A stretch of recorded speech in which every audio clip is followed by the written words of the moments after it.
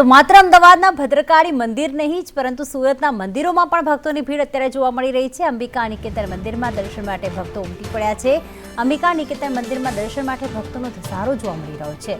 9 દિવસ સુધી હવન યજ્ઞ સહિતના કાર્યક્રમનું અહીં આયોજન કરવામાં આવ્યું છે।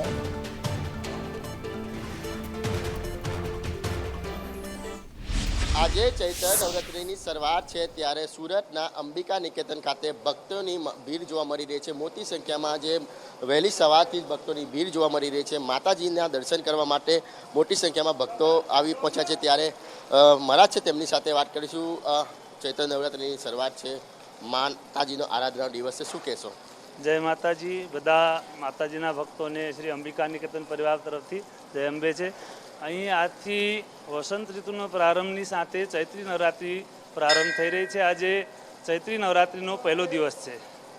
નવરાત્રિનું પર્વ એટલે માં જગદંબિકાની આરાધના કરવાનું, માતાજીની આરાધના કરવા માટેનો સર્વશ્રેષ્ઠ સમય ગણવામાં આવે છે। એટલે આમાં લોકો વિવિધ પ્રકારે કોઈ જપ કરીને, કોઈ ઉપવાસ કરીને, કોઈ માતાજીનું પૂજન કરી, હવન કરી પોતપોતાના શક્તિ અને સામર્થ્ય અનુસાર લોકો માતાજીની આરાધના કરતા હોય છે।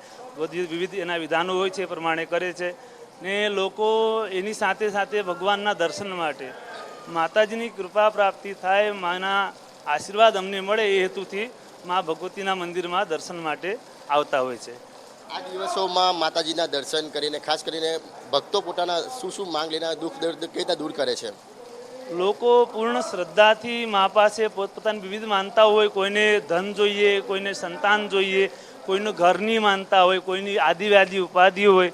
વિવિધ પ્રકારના લોકો પોતપોતાની મનસા અનુસાર ઘણા લોકો એમને સ્વેચ્છાથી ખુશીથી માની કૃપાનો આભાર પ્રગટ કરવા માટે મંદિરે આવે છે ને પૂર્ણ શ્રદ્ધા રાખીને જે લોકો મા પાસે આવે છે ને અમે અમારા અનુભવ પ્રમાણે લોકોને અહીંયા જોઈએ છે કે એ લોકોની શ્રદ્ધાઓ પૂરી થાય છે અને એ લોકો માની માનતા પૂરી કરવા માટે આવે છે। આવી રીતના વસંત ઋતુની બી શરૂઆત થઈ છે આજથી, શું કહેશો? આ વસંત ઋતુનો પ્રારંભ એટલે નવા પલ્લવો કોપલિત થાય ત્યારે બધા જે પનખરમાં જે બધા પાંદડાઓ પડી ગયેલા હોય ને ઝાડવામાં જે રીતના નવા પત્રો આવે, પુષ્પો આવે, ફૂલો આવે ને ફળ લાગે એ પ્રમાણે બધા ભક્તોના જીવનમાં મા જગદંબા એ રીતના નવું સંચાર કરે, નવા ફળ ઉગાડે, ફૂલ ઉગાડે, એ રીતના બધાનો આગળ વધાવે એવી માને પ્રાર્થના કરીએ છીએ।